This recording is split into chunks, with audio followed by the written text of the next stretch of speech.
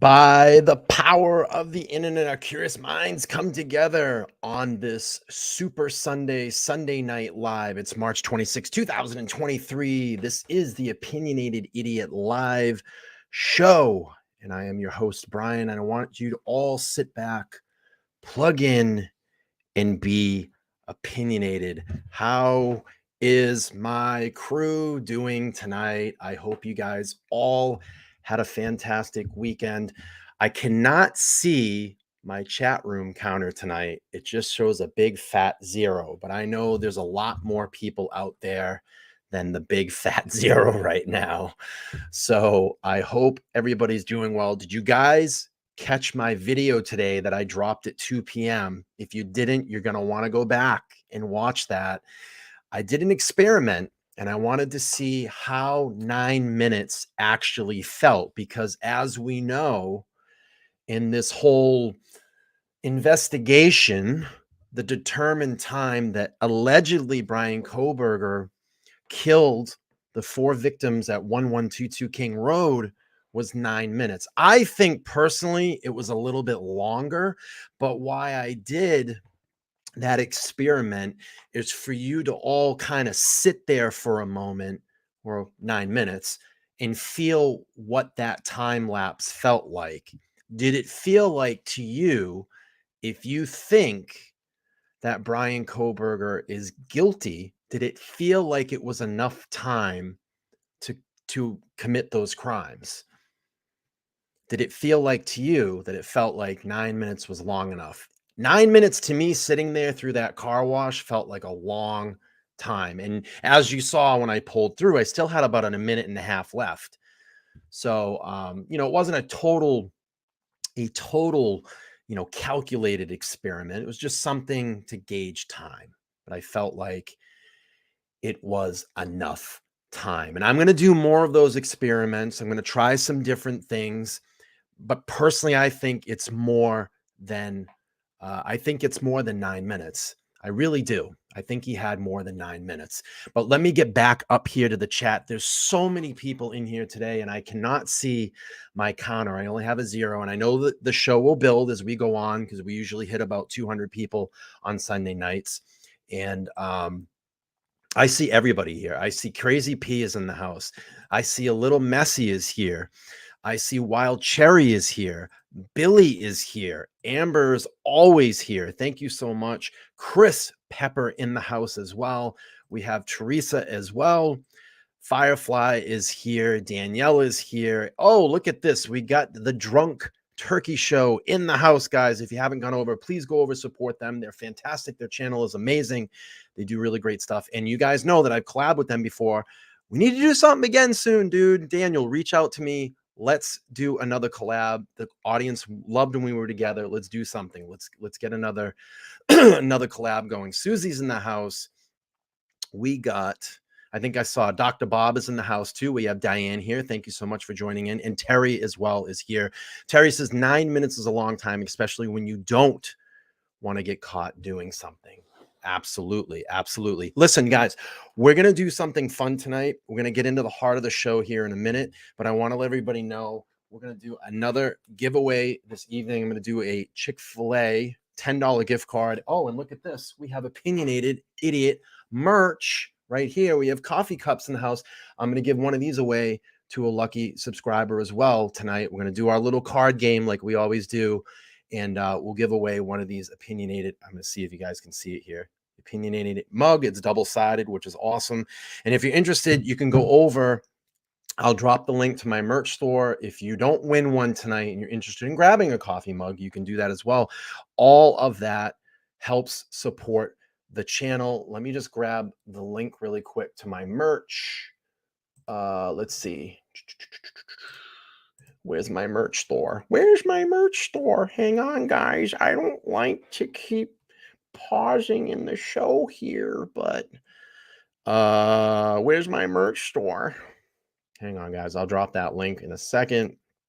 Let me just pull that up. And we got a lot of stuff to get into tonight. I don't know if I'm able to get through all of it, so maybe we divide the show.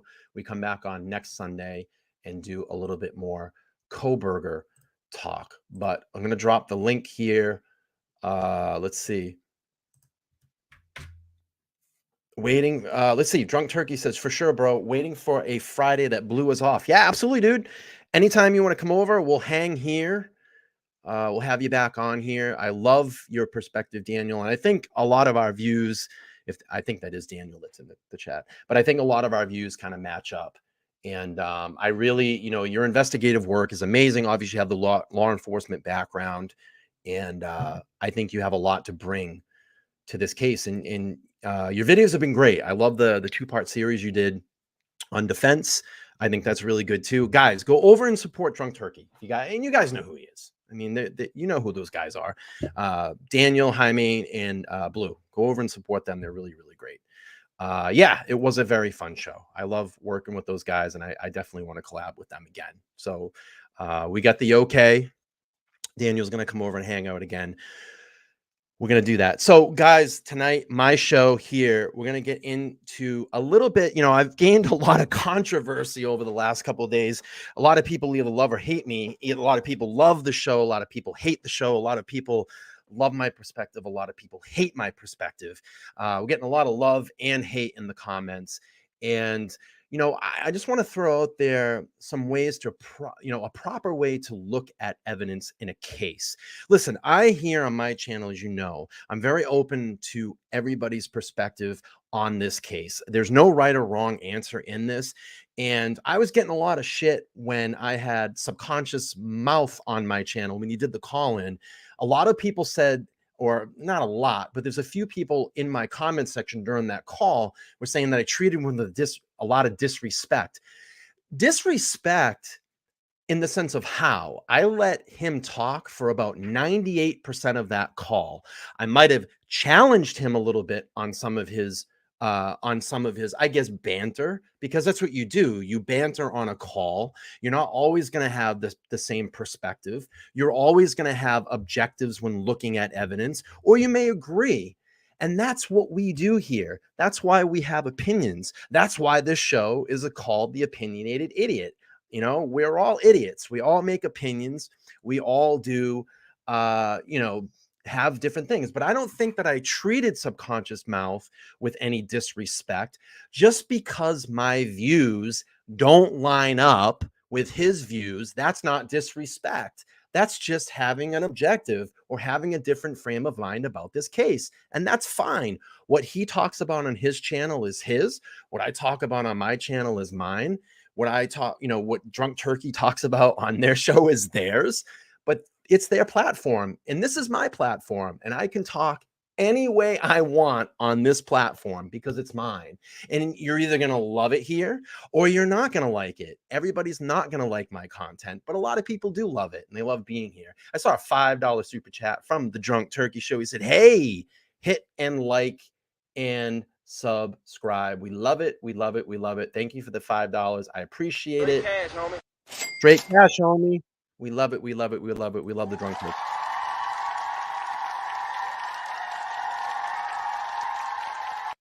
Thank you, Blue. Thank you so much. So, that's, I don't think that I treated him with any disrespect. And the funny thing about it, I actually emailed him afterwards and I said, hey, if you want to come on the show and bring back, what you had to talk about, I'm perfectly fine with that. I actually was going to do a stream like I did with Drunk Turkey with him. And he said, I'd rather not. I'd rather just call in. I said, that's fine. And I actually emailed him back and I said, if you want to call in on one of my Kohberger shows again, you're welcome to do that. So I don't feel like I treated him with any disrespect. And I think if he did, he would have emailed me and said, yo, dude, you're a piece of shit during that or whatever. I don't think we did. I think we were perfectly fine. So guys, I want to this evening get into, now that we're kind of past all that. Yeah, Daniel says you weren't disrespectful at all. I don't think we were. I don't think we were disrespectful at all. I think everything was all good. Let me see. So tonight I want to get into the proper way to look at evidence. We're going to look at the jury and public opinion and just compare how that would be. I have a video from a body language expert. I believe his name is Dr. G. If you guys haven't seen that video, we're going to pull it up. It's about an 11-minute video, and he does a really great analysis of Bryan Kohberger and his body language. And I have to completely agree with his overall analysis. And I definitely am going to be reaching out to him to see if I can get him on my show to do a little bit of a spot. So that's something to look forward. Some new photos of Kaylee Gonzalez have surfaced. They have been shared by her younger sister, Autumn. And it's just very heartbreaking. She's been making some very heartbreaking TikTok posts lately. I want to talk about that as well. And this whole idea, I have a big issue. This whole idea of demoing the King Road house before trial. Why would you do that? What if the jury wanted to go back and walk through that house or see the environment that those horrible crimes happened in? Why would you demo the house before the trial? I have a big issue with that. I hope the judge will step in and put some type of order to not allow that to happen, because I believe the jury should be able to go back to that residence like we saw in the Murdaugh case, like we see in a lot of these cases. They'll go back out to the scene of the crime, walk the crime, get a feeling for that area, get a feeling for the environment, how it feels. So I have a really big issue with that. Also going to talk about DNA, key evidence in this case. And could Bryan Kohberger's posts, his online posts, be used in defense for his trial? And then we're going to get into the DoorDash thing. No, look, guys, I talked about it. I talked about the DoorDash. Everybody called me crazy here. I said Bryan Kohberger could be a DoorDasher. Oh, guess what now? Look at all the videos that are popping up all over YouTube. Bryan Kohberger could be a DoorDasher. Oh, he could have had a burner phone. Maybe he called in. I talked about all this like 3 weeks ago, guys. They all called me crazy. Everybody that the segment that I did about him possibly being DoorDasher. Oh, you're crazy to think that. Well, guess what? All these YouTubers are talking about it now. The mainstream media is talking about it. I was talking about it 3 weeks ago. Let me pull this super chat up. Miracle Landon with I think it's a pound. I think that's a pound. Yeah, from the UK. We get a £1.99 super chat. Well, I'm a fan of the show and all the way in the UK. Thank you so much. I appreciate the super chat. It helps support the channel. Thank you, thank you, thank you. Now I know you guys, like I'm ranting tonight, guys. I'm in rare form. I'm in rare form tonight. You guys can see it. I mean, I'm in rare form. I'm not crazy. I'm not crazy. I called all this shit out when I started looking at the unsealed, redacted affidavit. I called this out. I said, look, they're going back and looking at all of the DoorDash transactions that happened at 1122 King Road. And this is what led me to believe, could Kohberger be a DoorDasher? Now we know he moved there in August. When was the first time he was pulled over? 2 weeks later, he was pulled over in and around the area of 112 King Road. And I said, well, shit, could he have been DoorDashing? And then we knew he was stopped 3 or 4 or 5 times previous to that in and around that area. It's on record. It's in the affidavit. So the possibility of him being a DoorDasher and knowing and learning that route to drive to it, getting the route down in his head, driving those back roads, knowing where he's going to go after the crime, it's a possibility. It is a possibility. I'm not crazy. I started talking about this stuff weeks ago. Mama Styles says when your accent gets thick, it means business, Bryan. Absolutely. The Boston accent kicks in. Well, we're gonna get into that. We're gonna get into all of that. And I don't care if I have to do a long show tonight. I don't care. We're gonna get all this stuff out. I'm gonna be here as long as you guys are here. And we're gonna get into all this tonight. So let me do this first. I'm gonna go back up to my first article this evening, and I have some more DoorDash stuff to talk, guys. I do. You're going to want to hang in for the show here because I got some questions about those evidence photos. I got some questions of some of the photos that have been leaked already. And you know that DoorDash bag that I'm talking about. I got some questions about it. We're going to talk about it. We're going to talk about it. All right, let's do this. Let me pull up my first order of business. I want to look at I'm gonna do this first. Hang on. Let's get this out of the way. Let me bring up this, and if I can properly share my screen. I just want to go through, I want to go through a little bit here to set the tone for the haters out there, for the haters. All right. We'll get the hater stuff out of the way first. We'll get all the hater stuff out of the way first. All right, let's do this. I'm gonna bring up. Oh, that's the wrong tab. I don't want to bring that tab up. I'm fired up tonight, guys. I'm fired up tonight. It's Sunday night. You know how I am on Sundays. I get fired up. I'm super fired up tonight. All right, guys. I want to look at this first. Let me pull this up so I can actually read it here. And I'm gonna bounce into my, what tab am I doing here? My media tab. That's not going to work. That's not going to work, Bardsley. Come on. All right. So here we go. Let me just increase this. All right. So what I want to look at here is when looking at evidence in a case, it is important to approach it with an objective and unbiased perspective.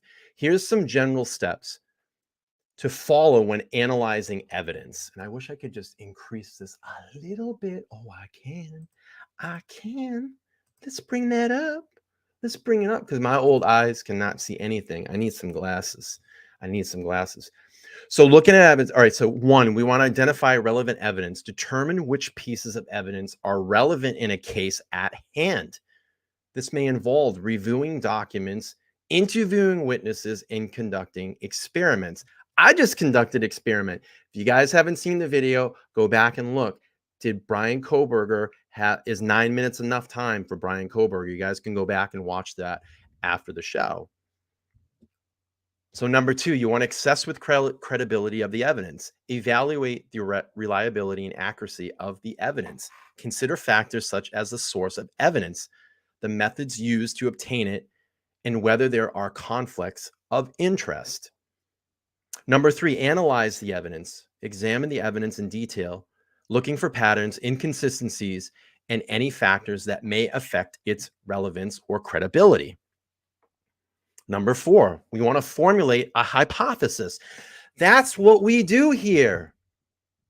We formulate hypothesis. We formulate opinions. We talk about it. We discuss it like any scientist or any lawyer. We have to go through the scenarios when we look at the evidence. And that's what we do here. We report on the evidence here. We're not crazy. I'm not crazy by doing this. I do it with respect, and I do it with respect for the victims and their families. And the defendant's family. We have to treat that with respect too. He's not convicted. He's only a suspect. He has his due. He has his day in court. Right now, he's still innocent. But a jury of his peers will judge him and pass down the judgment. 199 super sticker from Alejandra. Did I get it right? I think I did. Buxton. She got a 199 super sticker. Great cash, homie. Great catch, homie. Thank you.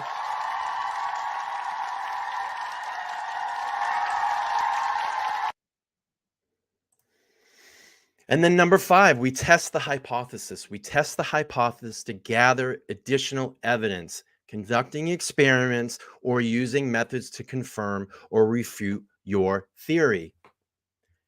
And then number six, we draw a conclusion based on the evidence and your analysis. You draw conclusions about what happened in the case. Throughout the process, it is important to remain objective and avoid jumping to conclusions based on personal bias or assumptions. We stick to the facts here. We stick to the facts. I report on the facts. I don't go off and say aliens did it. I don't go off and say, the cartels are involved. I don't go off and say Lauren. Those are other channels. You're not going to find that here. We stick to evidence here. We stick to the things that are reported. We can look at it and formulate objectives and opinions with what's out there. But if there's no cartel, there's no law enforcement, then you ain't going to get that with me. If I hear something that's been reported or it's been released, then we'll look at it. We'll look at it. All right, guys, moving along here real quick. So jury and public opinion. I mean, and this is the thing too, changing someone's mind on guilt or innocence in a criminal case can be a difficult task, as people's beliefs and opinions are deeply ingrained. However, there are some strategies that may be helpful in changing someone's mind. And this is what a jury does. They debate the evidence, they look it over. This is what public opinion is. You look at the evidence, you debate it, and you judge it. Look at, I know there's people out there that completely think that Bryan Kohberger right now, as we sit, as this day, from day one in this case, when his name was even mentioned, is innocent. I am not going to change your mind. I may be able to give you some perspectives to make you lean a certain way, but I know that I'm not going to change your mind. There's a lot of people out there that think that this guy is innocent, and he is innocent right now. He hasn't gone to trial. But I'm saying, no matter what they see or what they are or what it is, he's innocent. Anything you could say, even if he's convicted guilty 4 times over, there's going to be people. It was a setup. It was the cartels. It was law enforcement, etc. Sorry, I'm getting emotional tonight. I'm emotional. It's Sunday. I'm charged up. I'm charged up tonight, guys. All right. So number one, starting with common ground.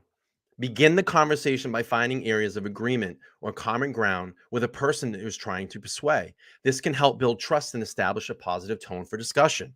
We're going to listen actively. Listen carefully to the other person's concerns and perspective and try to understand where they're coming from. This can help you address their specific concerns and tailor your arguments accordingly. Use the facts and evidence. Use reliable, variable facts and evidence to support your arguments. This can help counter any misinformation or misconceptions of the other person may have. Be respectful, remain calm, respectful, and professional throughout the conversation. Avoid personal attacks or insults. This can be counterproductive and damage to your credibility. We're going to address emotions. Emotions can play a huge role in shaping people's beliefs, and opinions. Addressing the other person's emotions and concerns can be an effective way to connect with them and build trust. We have to appeal to values. Consider appealing to the other person's values or belief. For example, if they value justice and fairness, you can argue that a particular verdict or outcome would be the most just and fair outcome based on evidence.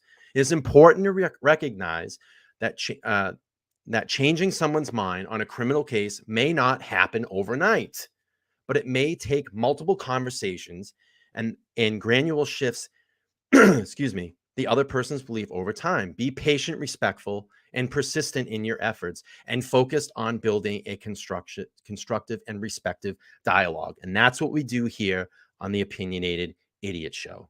That's what we do. So I just wanted to kind of bring a little bit of that up there before we get into the meat and bones of the show. And I have some stuff that we'll go back into there a little while later in the show. So what I want to do now is look at this body language expert. If you guys haven't seen this, I think you're going to find this video to be really interesting and helpful in the sense of this. Let me just pull this up and get past. So this is a YouTube channel. His name is Dr. G Explains. And if I can get this video to play properly, we'll pull this up. Let me get past these commercials. And this is about an 11-minute video. And I think you guys are going to find some really valuable information in this. And we'll... Hey everybody, Dr. G here. I'm a licensed clinical psychologist and body language expert. And today we're going to be examining the body language of Bryan Kohberger. He's been accused of brutally murdering 4 college students in Moscow, Idaho. Now, the footage of him is fairly limited at this point, but we're going to look at everything that we can find, including his arraignment and the body cam footage when he was pulled over after the murders had occurred. Before we get started, I wanted to remind you to like and subscribe. All right, let's go. We're going to start with a very brief video of him getting escorted into the courtroom. What you're going to notice is a complete absence of emotion. This is going to be a theme throughout what we talk about today, but here you can see it very clearly.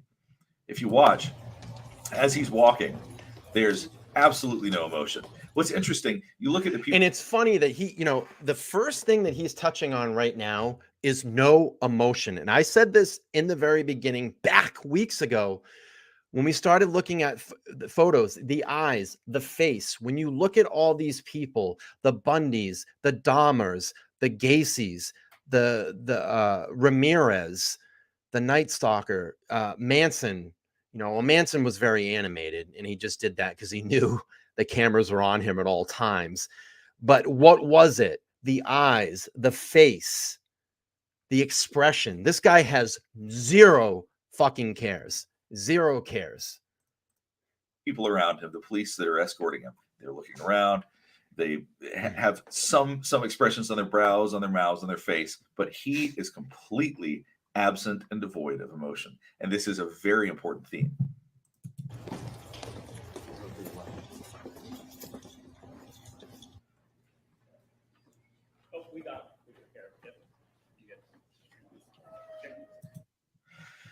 So I've been involved in thousands of forensic evaluations, and you start paying attention to things immediately. And what we're not seeing is somebody who looks floridly psychotic. Now, that could change. Maybe it'll become more apparent if that is the case. But at this point, there's nothing to suggest that he is totally untethered to reality. He gave a polite smile and a nod. His body language and gait overall looked fairly normal. And so it makes me assume that he is likely not psychotic. And that is important. That'll be a theme that we're going to talk about, because if somebody is psychotic, that's very different than if they are a psychopath or a primary psychopath, as I'll explain as we keep going. You have the right to appeal any conviction in your case. Do you understand these rights? Yes. I am now going to go over the criminal complaint with you. Oh, and guys, real quick, listen, there's some videos that have been popping up of supposedly the audio from the camera that was on the house next to them, and it's supposedly Xana and Ethan talking, and then you hear this bumping and screaming, and it's bullshit. Don't fall for it. It's bullshit. That audio has not been released. And this is important. She just explained his rights, and he acknowledged that he understands them. And we have no reason to believe that he does not. And that can be an important point in terms of whether or not he can take the stand, whether or not what he can be charged with, or the nature of the crimes and all of that. That is actually incredibly important at this point. And I have no reason to believe that he is not entirely lucid and capable of understanding what's going on. And Mr. Kohberger, would you like to represent yourself, hire a lawyer, or see if you qualify for court-appointed counsel? I have court-appointed counsel. Court has reviewed your application for... So as we're continuing to see, his body language is consistent with somebody that does understand the situation. Once again, that could become a very important point should he choose to say that he doesn't understand what's going on. At this point, it's very clear that he does, and he's responding appropriately. Now, another thing that you'll obviously notice is there's a continued lack of emotion. Your Honor, I would like to ask the court to consider setting a bond. Mr. Kohberger right now is on a no bond hold. One thing that I just noticed, and I'm going to go back so you can see this too, he goes very long periods without blinking. He doesn't blink at all, but I'd say on average, if you watch this whole thing, he blinks very little. Now, this is something that we see in what we call primary psychopaths. Now, the research shows that they have an underdeveloped startle reflex when it comes to blinking. So they are less likely to flinch, they're less likely to blink. A large part of that has to do with their emotional functioning. And basically, when you have someone who's a psychopath, someone who's a primary psychopath, which is really the kind of person who is cold, calculated, lack of empathy, these folks have underactive areas of the brain, like literal structural areas that are different. What the research has shown is that primary psychopaths are born that way. It is a genetic condition. It is a neurological condition. There are specific things in the brain structurally that are different. That being said, a psychopath isn't necessarily going to kill people. I mean, look at that. Look at those eyes. Yeah. I mean, would you like if I stared at you like that?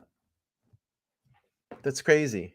Those are crazy eyes. Or hurt people. That's but like what they are. That's like the girl that won't go won't go away. She has those crazy eyes. Going to be capable of exploiting others. They're going to lack honor. There's going to be a very strong deficiency of theirs. And so what we see with psychopaths is we see them able to exploit and con others and feel nothing about it. And that's because they're parts of the brain that are literally different. The amygdala, for example. Okay, the amygdala connects fear and memory. So people with anxiety, for example, they have overactive amygdalas. Their amygdala works too well. Now, what we see with psychopaths is their amygdala is deficient. It doesn't react as strongly. So they don't have as much fear. And on top of that, the part of the brain that handles empathy is also underdeveloped. So they literally are incapable of feeling adequate empathy. So when you look at him and we watch him for just a second, we go back and watch him blink or watch his lack of blinking. There's no blinking. There's a stark lack of feeling, a stark lack of emotion that most people have. Most people have at least some expression, some reaction. And the reason that we can identify psychopaths sometimes, or we know that something feels off, we may not know they're a psychopath, but we know it feels wrong, is that their face is not working in concert with what they're saying or with the environment. Sometimes I wish I did. Or looking in certain ways, or they're not moving their brow or moving their mouth. We know that something feels off. And if you've seen pictures of him, or if you've seen any video of him like we're watching now, he has a very flat affect. An affect is just emotional expression. It tends to be very even keel and very flat. It doesn't seem. Now, this is a licensed psychologist and body language expert. So this guy's not bullshit. He went to school for this. He's incapable of demonstrating emotion, but it seems like his experience of it is very, very low. It's a limited request as I don't have enough information. We are new to the case. We haven't reviewed very much in the way of information about Being provided notice of these. All right, now here's something I want you to look at. Now, right now, it appears as though his eyes are kind of dilated. And that's a little bit unusual because it's a very bright room. So your eyes dilating is when they open up. And so the reason this is curious to me is that there's really only three things that I can think would make your eyes dilate in a situation like this. One would be feeling anxious, although that would usually only last for a couple of minutes, 2 or 3 minutes most, because that would have to do with the surge of adrenaline, and then they would probably go back to normal. So this far into everything, I find that unlikely. Possible, but unlikely. The other would be medication. Certain types of stimulants can cause your eyes to dilate a bit. You can see this sometimes in interviews with celebrities. You can tell what they've been up to because of how dilated their eyes are. I don't know whether or not he's on any medication right now, and I don't know if that is possible. But you know that could also be a determining factor. The other one, which is a little bit more disturbing to talk about, is attraction or arousal. That's another reason that your eyes can dilate. If you're to understand the mind of somebody who is a psychopath, you know, if he committed these murders and is indeed a psychopath, the things that they think, the way that they feel is so fundamentally different than the way that the rest of us feel. It can be very hard to understand. It truly can be. So if we try to apply how we think or feel about things to someone who's a psychopath, it does not apply the same way as you might think. And so I'm curious what is causing his eyes to dilate. It could be any number of things, and maybe, you know, maybe it's possible that that's an illusion based on low quality cameras or something like that. I don't think so. It appears that they are. But I just want you to keep in mind, as we watch this, as the hearing comes, and, you know, I'll be covering a lot once the actual trial starts. There's things like that we're going to look for. Very small things that can be very meaningful. They can give us insight. I'm going to go back so you can see that again and see if you think that his eyes are actually dilated or if I'm misreading that. Going to be provided to you, Mr. Kohberger, by way of being provided notice of these documents. You'll get a copy of these no contact orders. Will you do? So as you can see, when he got up, he pushed his chair back a little bit. He has a lot of awareness of what's going on around him. And once again, this is so important because if the evidence that they have against him is completely irrefutable and he cannot realistically fight this, and he goes for the insanity plea because they have him dead to rights and he just... Because you can see the sides of his eyes in that video, Teresa. If you go back after this, I'll drop the link to this video. You can actually go back. His eyes are not blinking and you can see the wideness of his eyes. It's almost taking the whole white of his eye out.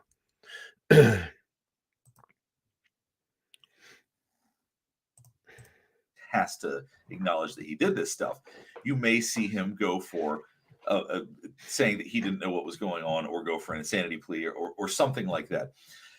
And what I want to demonstrate here is that I just want to get this out there for everybody, because I think that a lot of people are not getting my notifications on YouTube. A lot of people are complaining. They are subscribed, they hit the bell notification, and they're just not getting any um, notification. So the biggest way that you can get any type of communication with me is on my community tab, and that's on my homepage. I communicate a lot on there. And of course, every Sunday, Tuesday, and Thursday night, I do a live stream at 8:30 p.m. Okay. Another way to get total communication as well is to go ahead and just like my Facebook page, because I do a lot of communicating on there as well. So if you're not getting notifications, those would be the best way to get notifications, because I've been noticing a lot of people are complaining, saying they're not getting notifications when I go live. There's no evidence to show that, at least at this time, and I know it would matter of whether or not he was at the time of the murders. At this time, he's showing no evidence of that. So very briefly, we're just going to take a quick look at him walking during his graduation. Now, this is very quick, but I at least wanted you to see, once again, this is a situation where people either feel scared, happy, excited. They feel something. And he continues Watch this. show zero emotion. Not a little bit, but none. And I think that goes to show that these parts of the brain that interact with anxiety, excitement, stress, all of these things are underactive in him, because we've seen him arrested and then well before it, and we're going to see him again in the next clip. But during these situations, there is just zero emotion. So now we're going to get to see some body. Oh, community tab or Facebook, or just know this. Every Sunday, Tuesday, Thursday, I will be here streaming at 8:30 p.m. Eastern Standard Time on those nights. And now that we have dedicated shows, our Sunday shows are going to be, Kohberger, or more of like a free form flow type of Sunday. We know that Tuesday shows are going to be Serial Killer Tuesdays. And then Thursdays are going to be Throwback Thursday, where we go back and look at some really odd and strange cases. I got one coming up Thursday with Stephen McDaniels. Not going to want to miss that show. Cam footage of him being pulled over a few weeks after the murders occurred. He's in the car with his dad, and now we can get a chance to see some of what he's like. We'll get a chance to see what he's like under this kind of pressure.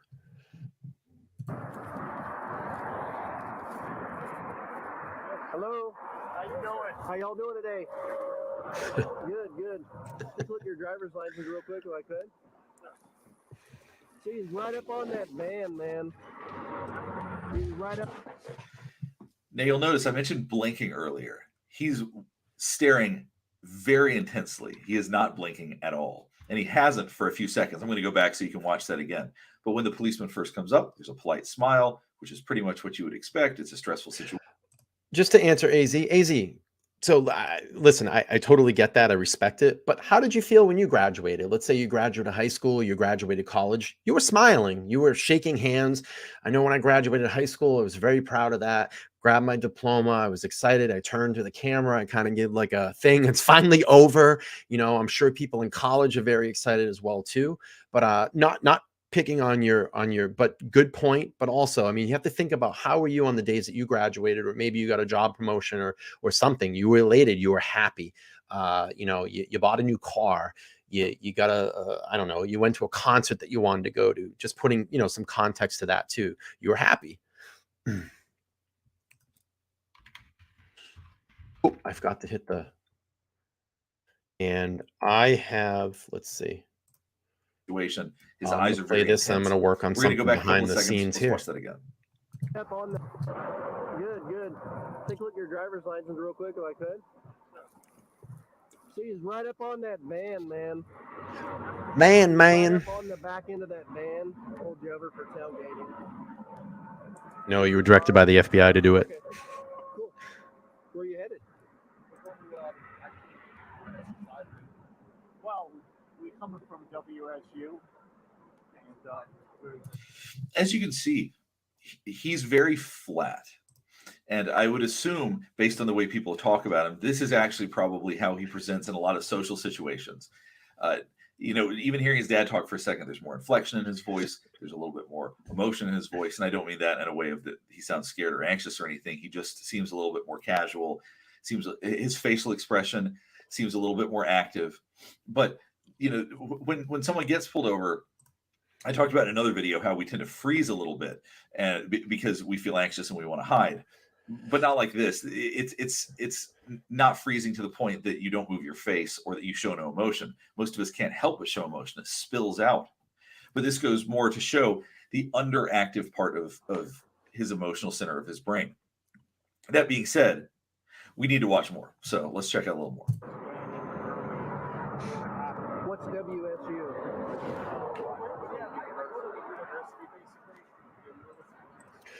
I got 81 people watching and only 55 likes. Let's get this up to that 80 mark. Let's get it to 80, and then hopefully we can get it to 100 by the end of the night. I like to have 100 likes. That's what the YouTube algorithm likes.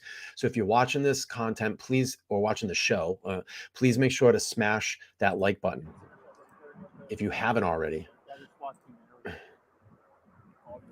So okay. I'm having a hard time. Now, one thing that's very tough is I think that a lot of people watching this would feel that he's really anxious right now because his eyes are so wide. I think that he's got an unusual look at times. And so I think that a lot of people would interpret that as fear. And maybe there's a level of fear on it, but not the level of fear you would think of someone who just committed a quadruple homicide, not that long before, a few weeks before. So he's remarkably cool under this pressure. And as we're going on, he seems to be becoming more and more loose. Not that he ever gets particularly loose, but he seems a little bit more comfortable. I'm hearing you because of the traffic. So you're coming from Washington State University, and you're going where? Oh. Oh, okay.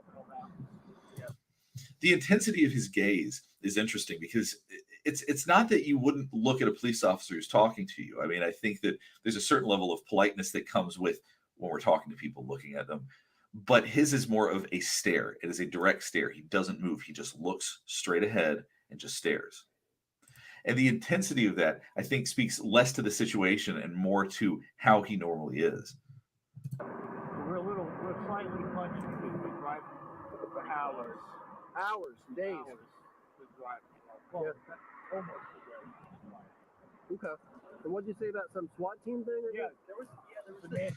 Now, the one thing you're seeing is he keeps looking forward. And I think that head signal is him saying, I want to get out of here. Because this is what we see with body language oftentimes is when people want to get out of a situation, we try to point our bodies the direction we want to go. This is no mystery. This is not that hard to see. You see people do it all the time, is that when we're trying to exit a situation, we tend to face the door like, yeah, I want to get out of here. And he keeps looking ahead because I think that he is trying to stay calm while also trying to focus on getting out of this situation. Where his dad is a lot more casual about it. I mean, nobody likes being pulled over, but he just seems to accept that it is what it is. I don't think his father has any concept of the kind of danger. 100%, Amber. 100%. Where? Good analyzation of that. I thought that as well, too. Mm-hmm. So see how his father's looking forward. I was talking about how Bryan Kohberger wants to get out of there, and he keeps sort of like quickly looking ahead. His dad is just casually looking around, which is because his father's not staring at the police officer. He's looking around, which is a little bit more typical of what we would expect. But with psychopaths, they tend to stare intensely. They tend to stare through people. I said that on a video actually about Alec Murdaugh, where on the stand, he's a very different kind of psychopath than Bryan Kohberger. And I'm probably going to do a video contrasting the two because they're two different types of psychopaths and they both fit the profiles quite well. Y'all work at the university there? I actually do work there. Okay. Well, do me a favor, don't follow too close, okay? All right. So what we've seen is that he's able to engage in conversations. He's not floridly psychotic right now. In other words, he's not just completely untethered from reality. So I hope that's not their defense, especially if they have a really airtight case. I'm not saying that would be their defense, but it shouldn't be because as we're seeing, there's no evidence to suggest that at this time. Mikey S says, I'm not a shrink, but I know that he didn't take off either time, and it takes some kind of emotion to go absolutely psycho rage, hate, lust, or anger of some sort. And then he says, I would think, no. Well, look at how calm Bundy was. Look at how calm Gacy was. They blended in with society. Gacy blended in with his neighborhood. They thought he was the most nicest guy in the world. Always let people in the house, hang out. Bundy, with that smile, very kind. They blend into society. Dennis Rader, BTK killer, blended in with society. These people know how to channel in their emotions, and they know how to use them. Look at Dahmer. Channeled his emotions until he got people back to his apartment.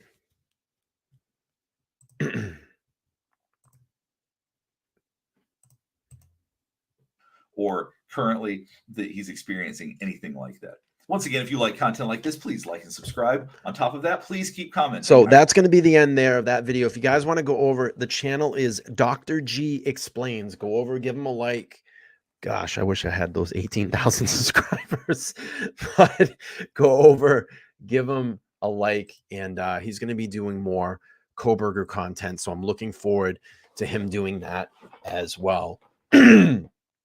Oh, when I wanted to show really quick, and I know this is kind of doctored. I kind of looked at this really quick, but I mean, we'll just listen. It's a doctored video, but this is getting some reactions of people graduating.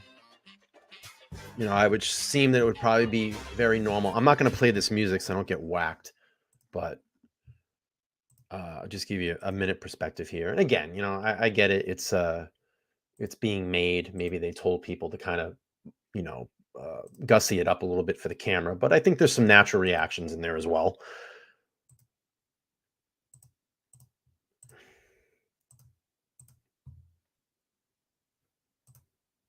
There you go. There's some reaction. This is nice. Look, I think that's pretty normal. Hell, I'm out of here now. Now I got to pay my student loans. Now I got to pay my student loans. That's how it goes, right?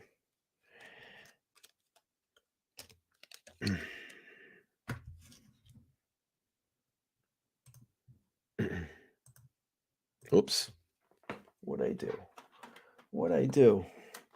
So that was a video from Berkeley College. But I just want to give you guys a little bit of some perspective. And I want to update the big board while we're here.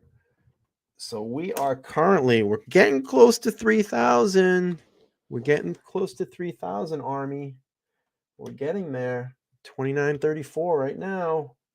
So I just gained 5 new subscribers during the stream. I appreciate all the new subscribers. Make sure to go down, join, hit that bell notification, turn it on. So every time I go live, you guys will know. If you don't know and you're not getting the notifications, Sunday, Tuesday, Thursday, 8:30 p.m. Eastern Standard Time, we're always here. We're always here. Okay, the next thing that I want to get into is there's been some new photos of Kaylee Gonzalez that has been shared from her sister Amber, and the headline reads,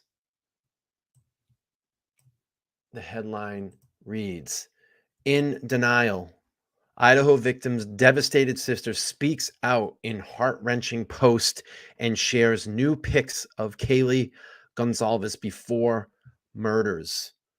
The devastated sister of Kaylee Gonzalez has shared a number of heart-wrenching posts revealing her heartbreak following the horrific Idaho murders. Kaylee, 21, was taken from her sister when she was killed alongside best friend Madison and couple Xana and Ethan, both last November. And here's some new photos that have been shared. Kaylee's younger sister Autumn on the left, and she posts emotional videos in the wake of the horrific Idaho killings. Autumn, the younger sister of the victim, shared a new picture of the two tight-knit siblings in a TikTok and a quote saying that a person shouldn't be able to take your spark away. The clip then flashes to following pictures of herself alone, visibly upset in the wake of the killing. She captured the post saying she wanted her old life back.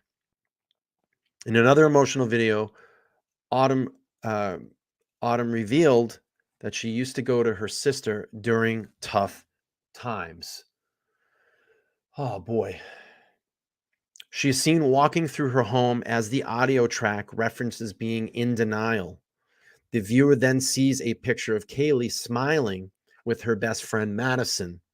The clip ends with the devastating lyric, "What about the plans we made?" A third TikTok features tragic quotes about loss, including, "On my silent day, I miss you a little louder, and we will see each other again." Autumn also shares old photos and videos of her beloved sister as she begs for just 5 more minutes with Kaylee in a devastating clip. Kohberger stands accused of stabbing the 4 students to death inside the rental home in Moscow, Idaho campus on Sunday, November 13, 2022.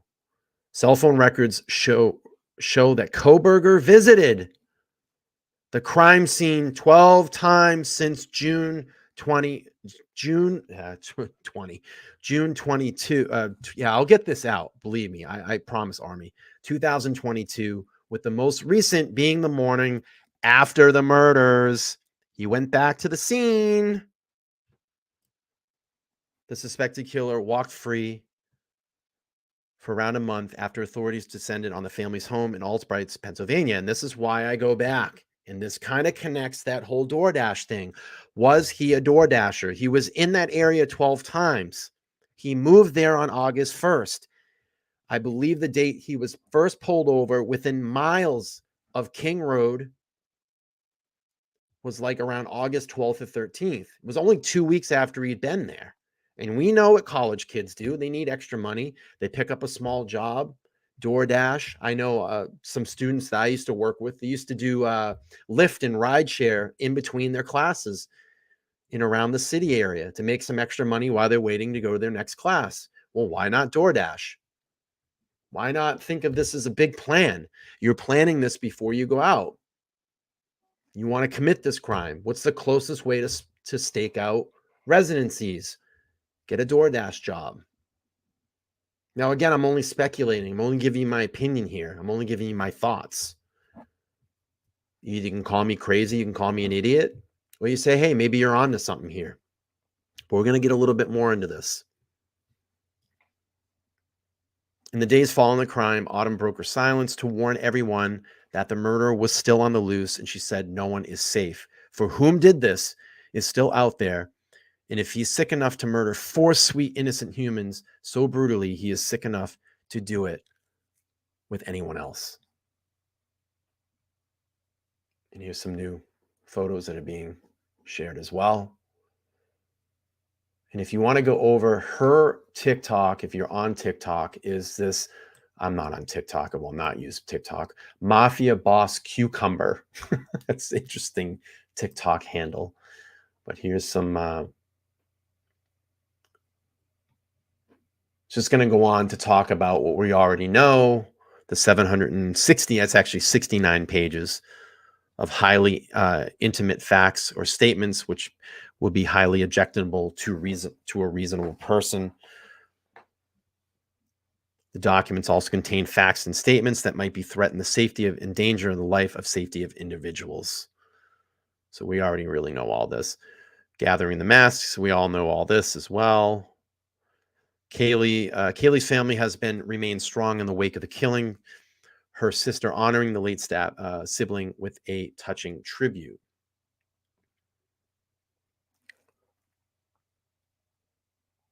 Olivia, sister of 21 years old of Kaylee Gonzalez, made the heartfelt homage when naming her daughter last month. The newborn baby girl's middle name is Maddie Kay. That's a beautiful name. Appears to be direct tribute to Kaylee and her best friend, Madison Mogan, who was also killed just months ago. Before her death, Kaylee was set to graduate early from the University of Idaho and already moved out of the home where she was killed. She returned to see her ex-roommate, Mogan, and attend an early party with her parents, Christy and Steve, revealed in January. These girls were best friends since 6th grade and inseparable, Christy said of Kaylee and Mogan. Here's some more pictures as well. You just give me 5 more minutes.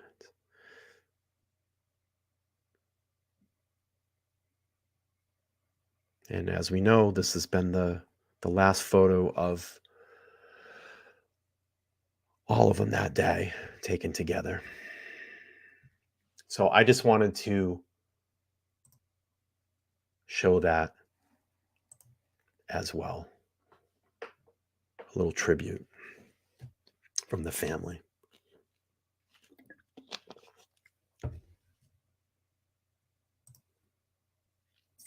Okay. Next up, let's look at. I got an issue with this one, guys. I got an issue with this one.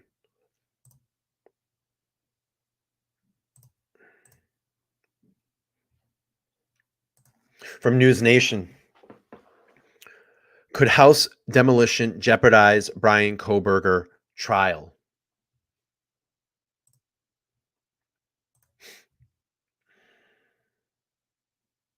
Just move this tab. Hold on, guys.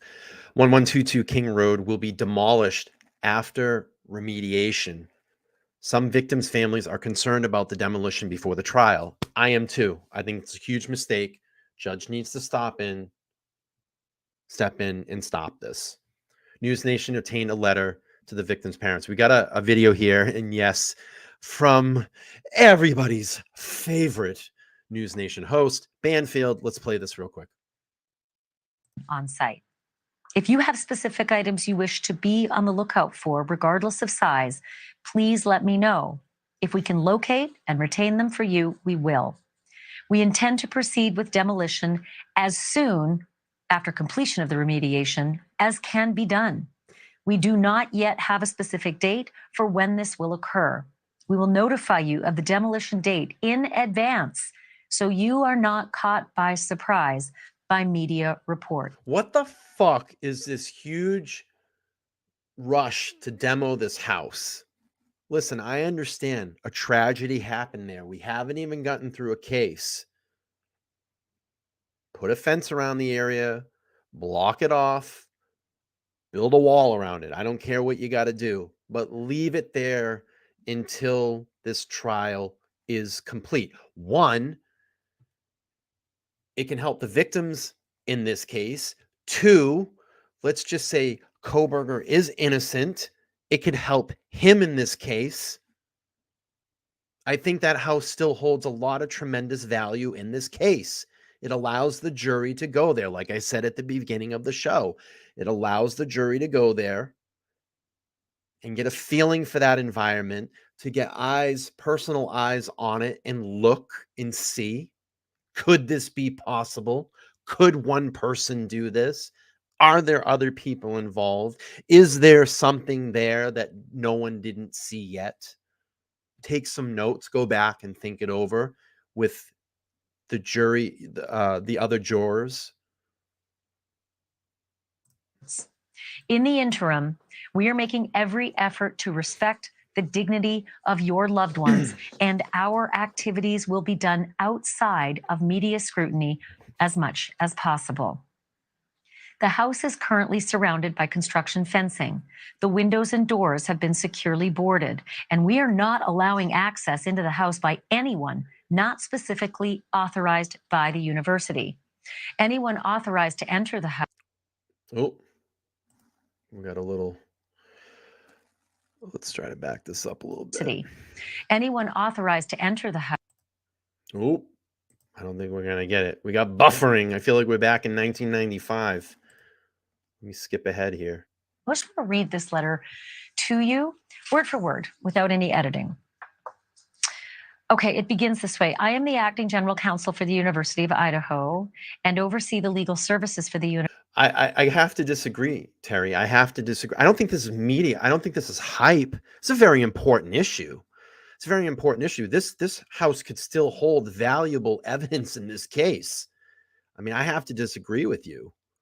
I don't think this is hype at all. And this is a big issue. It's a very big issue. This house needs to remain until after trial. It has to remain until after trial. University. I first want to express my condolences to each of you for the tragic loss that you've suffered. I greatly appreciate the positive manner in which you have interacted with the university in the aftermath of this tragedy. I am writing to communicate to each of you regarding the university's plans for the house at 1122 King Road. As was conveyed to you, In most cases, if not all, houses are preserved. Crime scenes are preserved. There's actually, if you go back and look, I can't remember the name of the documentary. It was on Netflix. It was about a husband and wife, I believe, in North or South Carolina, maybe Georgia. He was a writer, and his wife ended up dead, and he was supposedly by the pool, and she fell back down the stairs, and there was blood all over the wall. They preserved that crime scene for like a year, like 2 years, so they could go back and reference it. And the jury actually went there and looked. And I believe at the end of the movie or the documentary, they came up with this owl theory that they think that the lacerations on her head were due to an owl actually striking her, and this has been documented in that area before. I can't think of the name of the documentary. If anybody knows, you guys can drop it in the chat.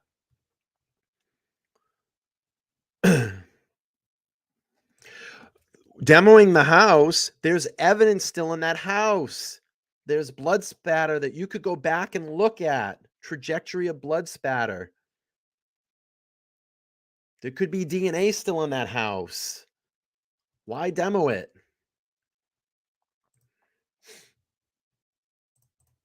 by Dean of Students Blake Eccles, the homeowner gifted the house to the university with the intent by both parties that it be demolished. Before doing so, we will complete remediation within the house to address biohazards and chemical hazards that exist as a result of the crimes and ensuing investigation. At the completion of the remediation, we intend to have the remediation team gather any items of personal property that do not appear to be contaminated and transfer them to university personnel who will take these items to a secure off-site location for representative members of the families to review and recover items of your family members that you wish to keep. Items not selected will then be properly disposed of. This will not apply to large, bulky items such as sofas, beds, or the like, to the extent that any remain on site. If you have specific items you wish to be on the lookout for, regardless of size, please let me know.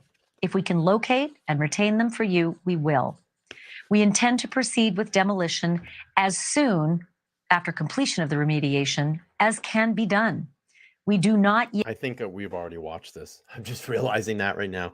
So it says some of the University of Idaho victims' families members are concerned about the demolition of the house where the killings took place before the trial. They are concerned that if the jury wanted to visit the scene of the crime, they will no longer be able to do so.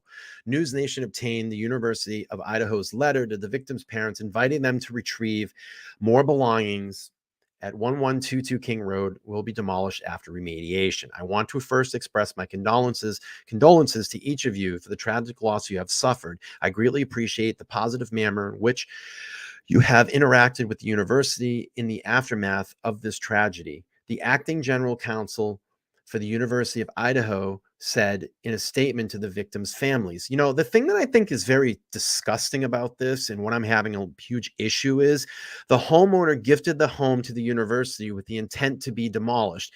And they've talked about, and I think it is very respectful to do this, they talked about building a tribute or like a statue or a marking that people could go to. Now, am I sick? Am I sick to do this, to think this, that the university may be using this in their back pocket to bring people into that town in some kind of tourist trap? I build this statue, I build this tribute, and you can all come and visit. Oh, well, why are you here? Why don't you stay in town, eat at the restaurants? Hell, why not come bring your kids and tour the university? Am I sick to think that? Let me know, guys. Am I sick to think that? I just feel it weird, this rush to demolish this house and possibly build this tribute. Haven't even gotten to a case. Haven't even gotten through the case.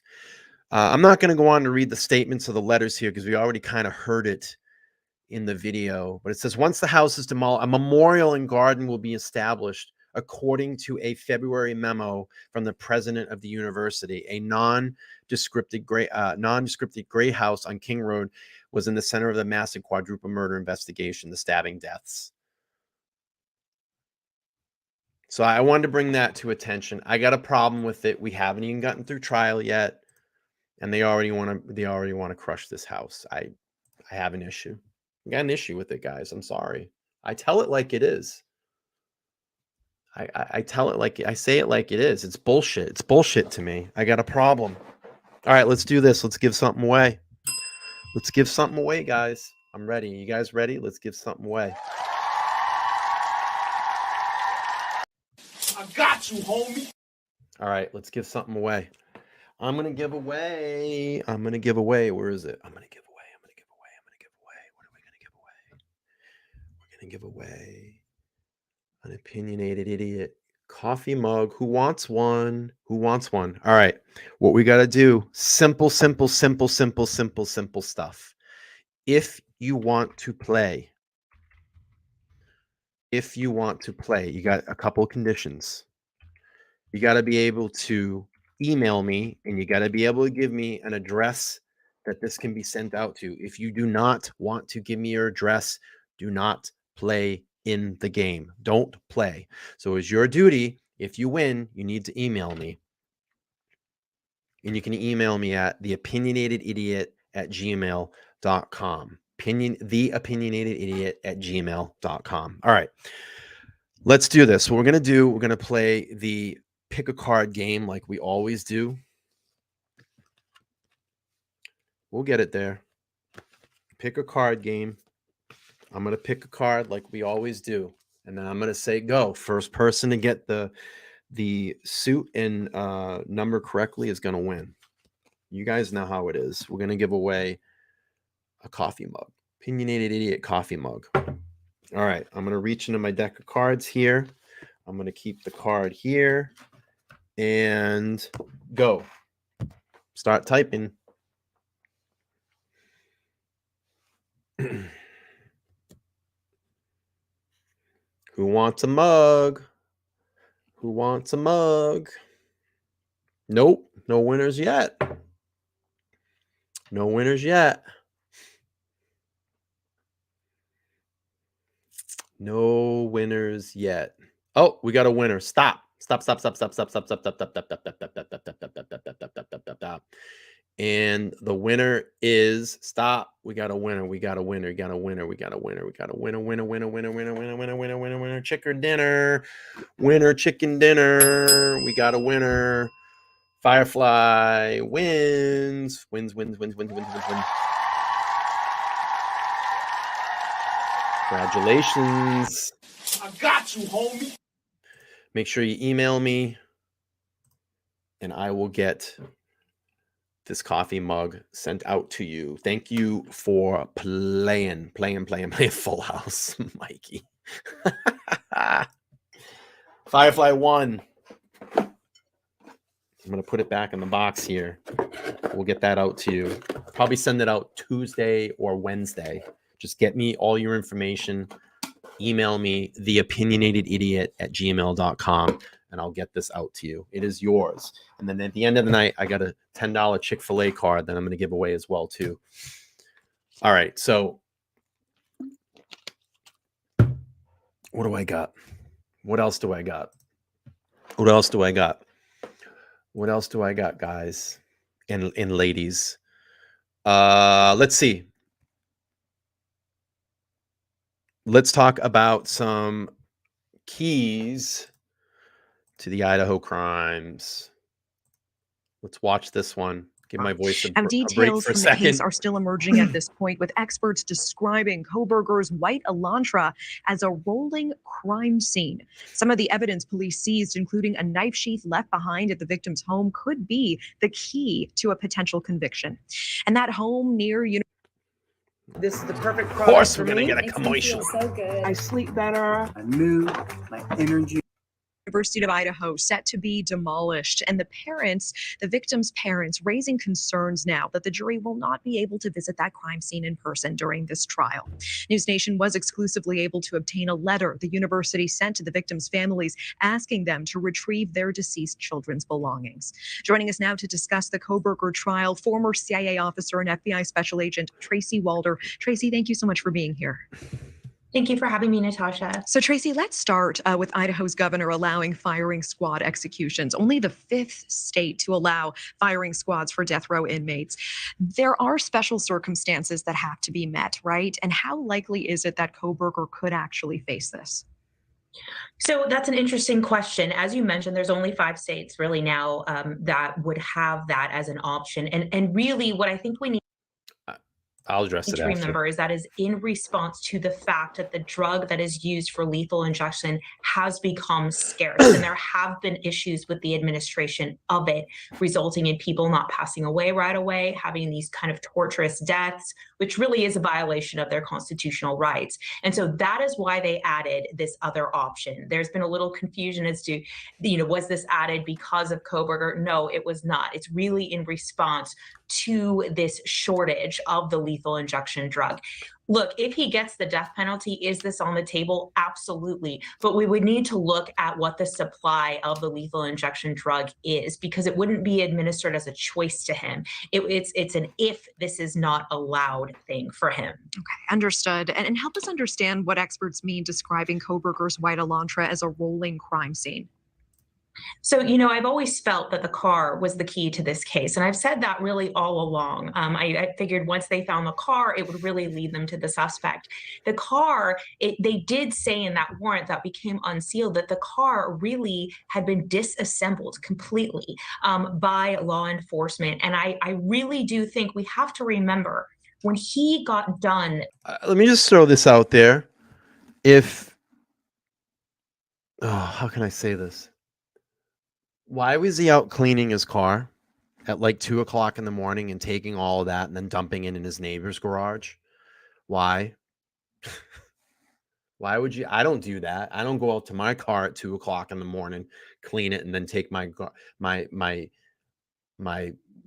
rags or whatever I'm wiping down and go across the street in my neighbor's dumpster and drop it there. Why? Let me just throw that out there.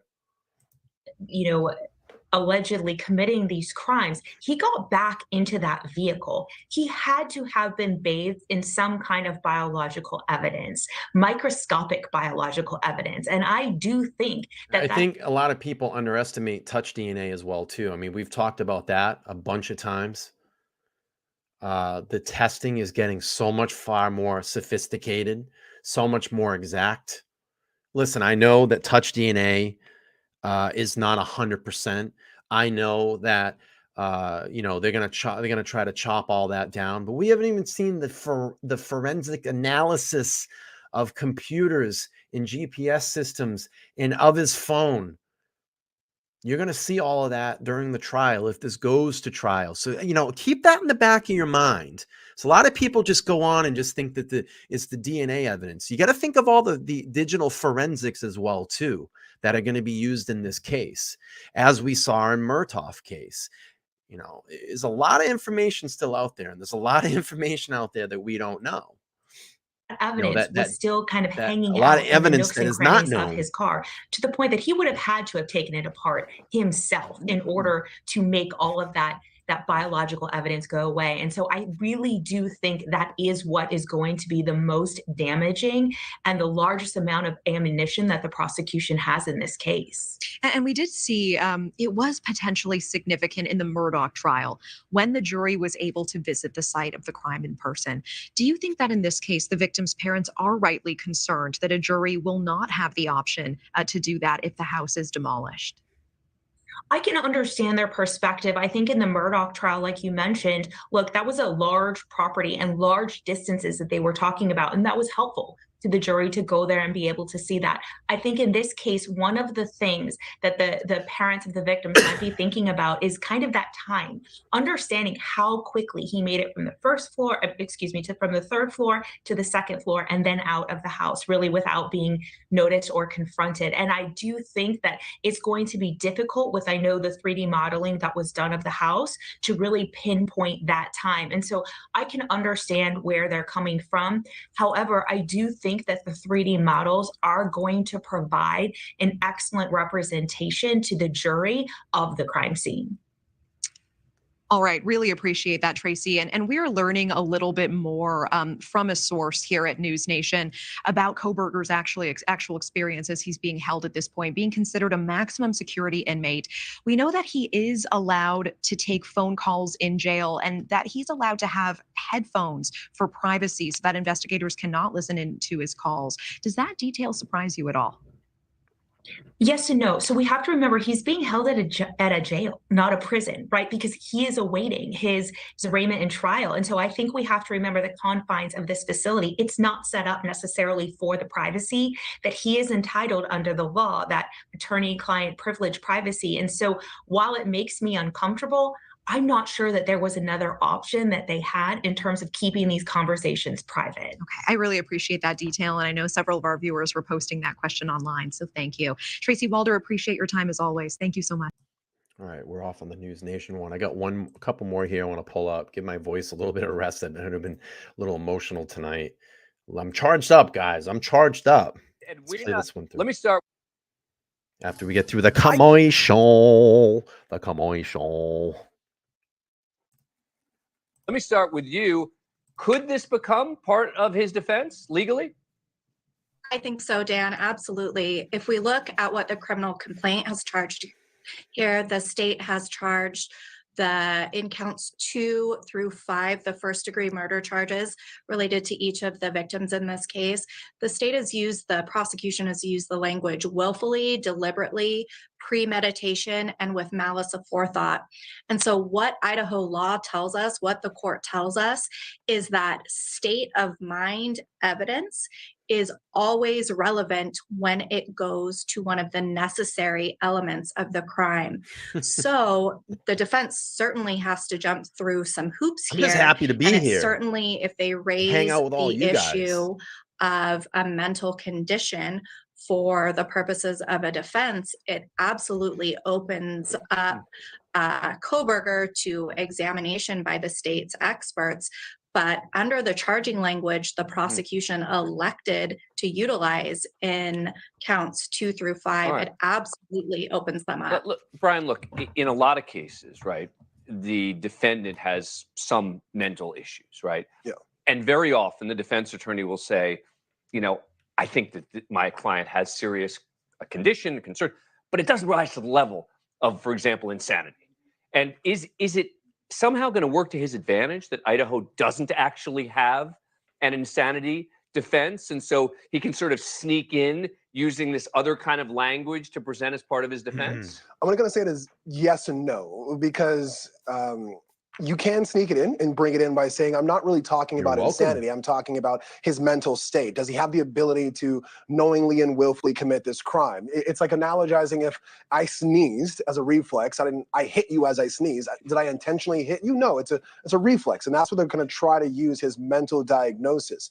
But they can't use it as they would in an insanity defense because that's not there. It's the difference between saying, do you willfully intentionally do this, or can you avoid criminal responsibility? But in so many states, the insanity defense is really right from wrong. Not every state, but a lot of states, it's did the person understand right from wrong?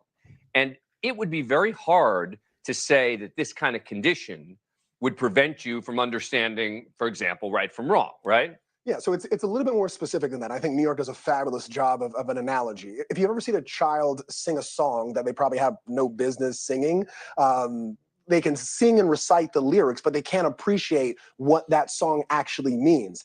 That's the insanity defense. Just because I can sing the lyrics to this song, if I don't really know what my mom would call grown folk music, that's the kind of the insanity defense. But here, it's not whether you can sing or appreciate the wrongfulness or rightfulness of the actions. It's, do you have that mental capacity to understand what willful is? That's a lot more hoops to jump through. But if that's the case, that seems to me then that Idaho law actually works enormously to his advantage by not having a specific definition of insanity, which in most states, and I would think in Idaho in particular, that kind of state would have a tough standard, right? To achieve, to say, this will rise to the level of being an insanity defense. Does it help him? I think I'm not going to do them tonight. I have another segment that's probably going to take about a half an hour after this video. Definitely if you want to call in another time, brother. I know that we had planned to do something, but I got to make it a short night. I have to be up super early tomorrow. We'll plan something, my brother. Reach out to me, email me. We'll figure something out where we can just do a dedicated segment to have you on a specific time on one of the Sunday shows, and then we'll figure out what we can talk about. But we'll plan that out and have you call in at a specific time. I kind of want to get through the program tonight, but we'll figure something out. You have my email address, brother, and reach out to me. We'll get something going. I promise you. I think if they can meet the statutory threshold, and what is important about this is the defense doesn't get to sneak this in. This isn't a trial tactic. Under Idaho law, the defense has to put both the court and the prosecution on notice 90 days, at least 90 days in advance of the trial, that they intend to raise this defense. Right. When I said sneak it in, I didn't mean like literally they weren't going to tell anyone. I meant sort of legally sneak it in, meaning as opposed to just going directly and saying, my client is legally insane. Because Idaho doesn't have this insanity law, what I meant by sneak it in was they can use the language of the statute in Idaho to kind of use a back door to effectively make the same argument. Correct. I would agree with that. Absolutely. Yeah. It's interesting that there is this condition that is new. How would that play in the fact that it's not a sort of well-known condition? You'd have a major battle of the experts here, right? Yeah, it's not like PTSD where many of us know that. I don't even need to tell you what the acronym is. Right. But you've got to lay the groundwork for what this is, just like you did in your show here. You tell us what. I never heard of this condition. You show us it. Yeah, you tell us what it is. You show us the example. You show how it could affect, and you do the little bits and pieces. Thank you for watching. Go to newsnationnow.com. All right, that's that segment there. All right, so what I want to do is finish this up with DoorDash and talk a little bit more about that. And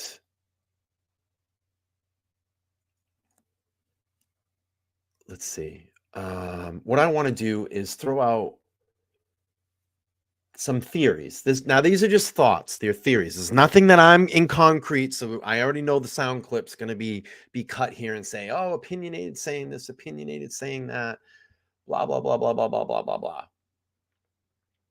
These are just theories. I'm throwing these out there. And then I want to bring up some things that I did some investigating. And then I want to talk about one of these photos that we saw with the DoorDash bag with Xana's name on it. All right. First of all, the thing that is still very strange to me, that no one right now in Bryan Kohberger's camp is speaking out for his innocence. Okay. Yes, I know there's a gag order. Yes, I know no one can talk. But believe me, if that was my child, that was my son, I would be speaking out. I would be saying something. I would be leaking some information somewhere. My boy is innocent. Okay. No one has said nothing. Now I want to go back to this theory of What if we think was Bryan Kohberger a DoorDasher? Now, the reason I ask this is we go back and we look at the unsealed affidavit. Now, in there, we know that they're going back and looking back to January of 2001. They want to see DoorDashes, and I figure they're just probably collecting a year's worth of evidence up until the crime was committed. How many DoorDashes were sent to that home? Now, we know Kohberger arrived there in August of that year on the 1st, and then he was pulled over 2 weeks later, about 1.5 miles from 1122 King Road, and then was pulled over multiple times in and around that area. Now, to me, if you're pulling DoorDash records, could there be a possibility he was a DoorDasher? He was learning the route. He was driving there. He was driving that route back and forth, finding where his victim was going to be. I don't know. It's just a possibility. I'm throwing this out there. I'm not concrete to this, but I'm just asking. I'm asking all of you. What if he was using DoorDash as his alibi? If he was caught that night, hey, I'm just a DoorDasher. I was just DoorDashing. What if he was the one that called the DoorDash ahead of time to place the order to be delivered at a specific time to use that delivery to gain access to the house? Let's say he had a burner phone. There's been some rumors of a burner phone out there. He called he called in the DoorDash or whatever, did the app for the DoorDash, used this DoorDash to go there, hopefully thinking the door would be open, left open. Now he has access to the home. And I say that, hence being spotted multiple times driving back and forth around the house. Was he waiting for the DoorDash driver to leave? Now, again, I'm not stuck to all of this. I'm not saying this. I'm just throwing out perspectives out there. I'm throwing out opinions, just some ideas to think about, food for thought. Keep in mind, this guy studied criminology. He studied the criminal mind for many years. Maybe he thought this would be the perfect crime, and that the DoorDash guy, or being a DoorDash guy, would be the easy fall guy if he was caught, or to throw off the investigation. I got a problem. DoorDash shows up at 4 a.m. and then 4 people died. We got a problem here. We got a problem. What if BK allegedly had planned this ahead of time, and then it just became a coincidence that the DoorDash driver showed up at exactly the same time when he was going to come into the house? Maybe that threw him off. Maybe he didn't know. It's just a coincidence that the DoorDash guy. And again, I'm not married to all of this. I'm just throwing out ideas for you guys to think about. Now, I want to pull up some things here because I find this to be interesting. Let's pull this up. Hang on. Let me get my presentation ready, because you guys know I like presentations. Let me just pull this up here. Let's do this. We're going to do this. We're going to do this. All right, let me go back. All right. Now, I'm not totally aligned with Reddit, but I wanted to pull this up because I found this to be interesting, because I wanted to kind of find out a little bit more about this DoorDash. So there was a question. It says, crew, help me out. What is all this chatter about Kohberger's use of DoorDash? I last heard there was speculation that he had various apps like Grubhub and DoorDash so he could see where the deliveries were going to and to use it to track victims' movements. I mean, I don't get it at all. I saw YouTube where we were saying the key is to that DoorDash driver leaving the food. Okay, why is that the key? Did he work for DoorDash? I mean, what am I missing? Please help me out. And I find this to be interesting. On this train of thought, there was a thread a while back speculating whether or not the DoorDash app for drivers, and this is what I wanted to throw out here so you guys saw this. The DoorDash app for the drivers has open information. For example, if BK had a driver's app, could he have seen the order had been placed from that house? And if so, was he hoping the driver would be a suspect to frame the driver, so to speak? And is that why he waited driving around so long before parking and entering the house? And you got someone here that's a DoorDasher. They said occasional DoorDash driver here. It will not show you the address of the house. It usually shows the distance and the location on the map. So if he knew where the house was and he paid close attention, he would have been able to see that the order was placed from the house or that neighboring house. Thank you for the info. Very curious now. Knowing those details could explain the odd driving around of the suspect's vehicle and seemingly waiting, even without knowing the exact house of the order placed, or the person with the app could have been a witness was about to show up. It goes on to say, on DoorDash, you can see what restaurant you're picking up and how far you're going and where it's being delivered. Doesn't show exact address, but shows the map and how far you'll go, and also the state and town before you accept the order. If you accept the order, you can see the name and also the exact address it's being delivered to. I know this because I've been dashing for the past year or so now. I'm not going to go in. I mean, they $234, but I wanted to throw some of this out here. To think. Amber says, I really believe that you were right on it, Bryan, when you first brought the idea. I need more proof. That he was a DoorDash driver. And I want to pull this up now. Let's take a look at the search warrant. Okay.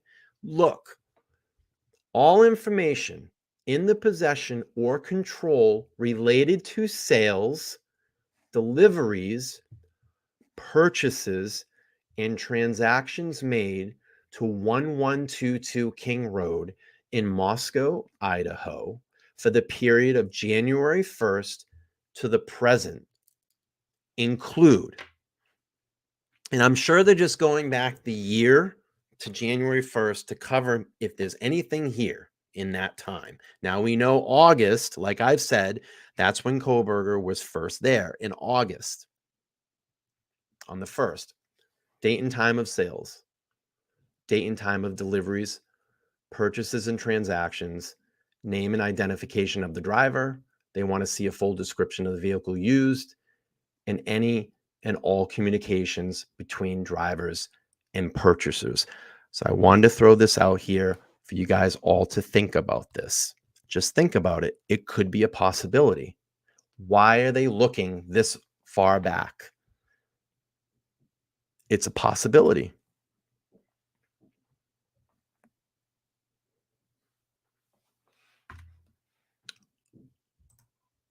Last thing I want to leave everybody with this evening. Let's take a look at that DoorDash bag. I get some questions.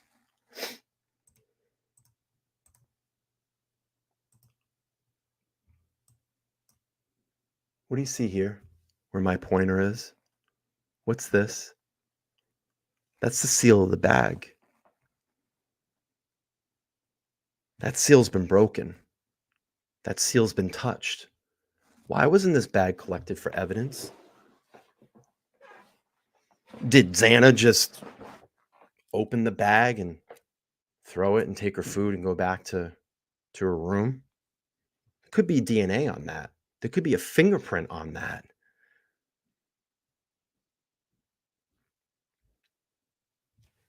I don't know. Why wasn't this bag collected? Why wasn't it put into evidence? We didn't see anything that it was put into evidence, but this seal has been broken. This could have been touched by someone. There could be a fingerprint. There could be fingerprints on this bag.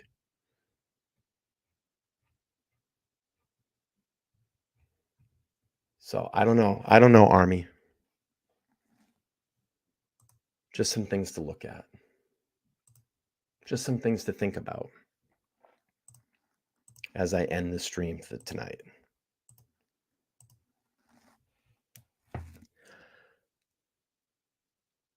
Okay, I will be back Tuesday night, 8:30 p.m. Think about all the things that we talked about tonight. Let that marinate, and we'll come back to all of this. But I wanted to bring up this DoorDash theory and things that could have been missed.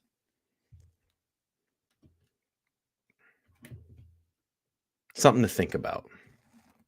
All right, guys, I'm going to close up the stream. Oh, let's do this before I end. Let's give away a Chick-fil-A $10 gift card here for anybody who wants to play. Same rules. Got to email me, theopinionatedidiot@gmail.com. Let me know.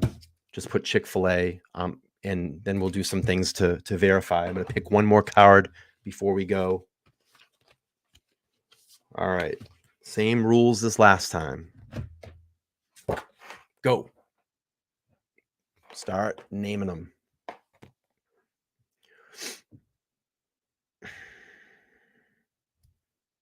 No winner yet.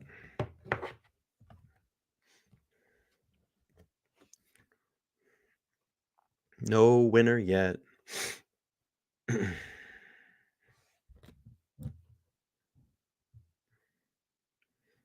No winner yet.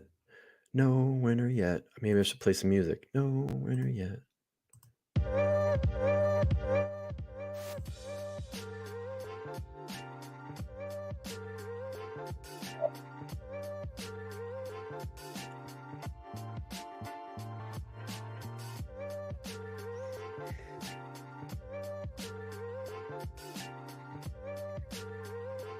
No jokers.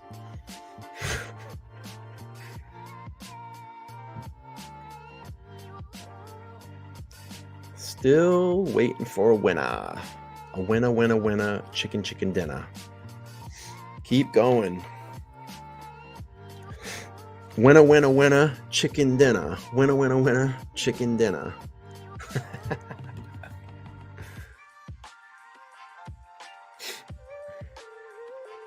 No winner.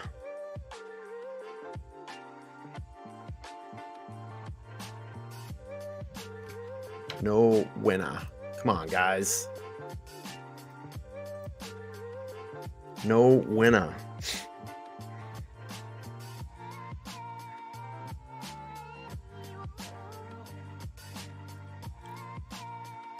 I think you guys are going to pick the full deck.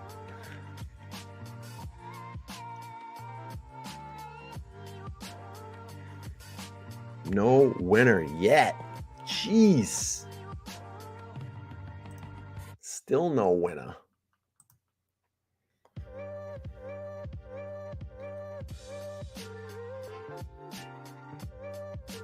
I am not Italian. I am far from Italian. All right, stop. We got a winner. We got a winner, chicken dinner. Stop. We got a winner. We got a winner. We got a winner, chicken dinner. Where is it? I saw it. And the winner is 5 of spades. Laura, you won. Congratulations.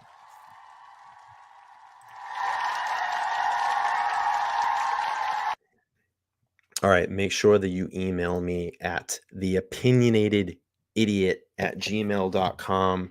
Just put Chick-fil-A in the subject. I'll have you do something to verify, and then I'll get this sent out to you either Tuesday or Wednesday. theopinionatedidiot@gmail.com. All right, guys, I think that we've had a fantastic show for the evening. We're getting close. We're getting close to 3,000 with all of your help. I do appreciate it. We're going to end the show for the evening. I'm going to get out, get some sleep. I'll be back here on Tuesday. I'm going to drop the link for Tuesday's show. Go in there, hit the remind me button. We're going to talk 10 Ted Bundy on Tuesday. It's Serial Killer Tuesday. Come join us for that show over there. The link is there. Click on that after we close this out. And I'll see you guys back on Tuesday, 8:30 p.m. Eastern Standard Time. I am the Opinionated Idiot. I'm losing my voice. I hope you guys all had a great show. And we'll come back to Bryan Kohberger stuff. Believe me, we will. Maybe we'll do that on our next Sunday show. So Serial Killer Tuesday, Ted Bundy. Thursday, we're going to do Throwback Thursday. That's going to be Stephen Daniels. And we'll come back to Kohberger on Sunday, I believe, because I'm sure you guys are going to have a lot of questions. Oh, by the way, if you haven't already, don't run away yet. Everybody's running around. If you haven't already, go over here. Check out this video that I posted today and give it a watch all the way through. Like, comment. I'd appreciate it. All right, guys. I will see you back on Tuesday, 8:30 p.m. Eastern Standard Time. I am. I'm out. I'm outie. Goodbye.